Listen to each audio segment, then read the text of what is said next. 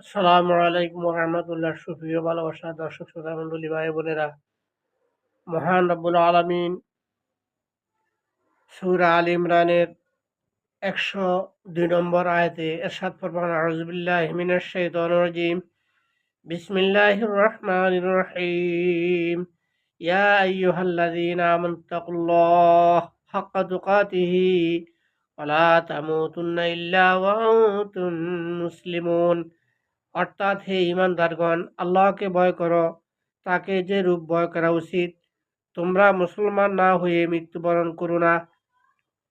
মহান রব্বুল আলামিন এই আয়াতের ভিতরে বলতেছেন, আল্লাহর বান্দাদেরকে সতর্ক করে বলতেছেন, যারা আল্লাহকে বিশ্বাস করে, তোমরা আল্লাহকে যথাযথভাবে ভয় করো, যেভাবে ভয় করা উচিত, আর তোমরা মুসলমান না হয়ে মৃত্যুবরণ করো না। সুতরাং মুসলমান এই শব্দের সিলমুন থেকে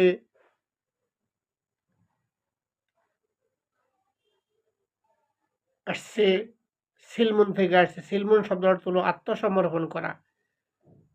জীবনের সর্বক্ষেত্রে, সর্বসেক্টরে, সর্ব জায়গায় আল্লাহর বিধানের কাছে, রসুলের আদর্শের কাছে সম্পূর্ণ বিনা প্রশ্নে আত্মসমর্পণ করার নাম হইল মুসলিম। সুতরাং আল্লাহ আমাদেরকে আল্লাহ এবং আল্লাহ রসুলের বিধানের কাছে সম্পূর্ণ আত্মসমর্পণ করে জীবনযাপন করে আল্লাহর কাছে ধর্ণা দেওয়ার আল্লাহ আমাদেরকে তৌফিক দান করুন। ওমা তৌফিক ইল্লা বিল্লাহ। আসসালামু আলাইকুম ওয়া রাহমাতুল্লাহ।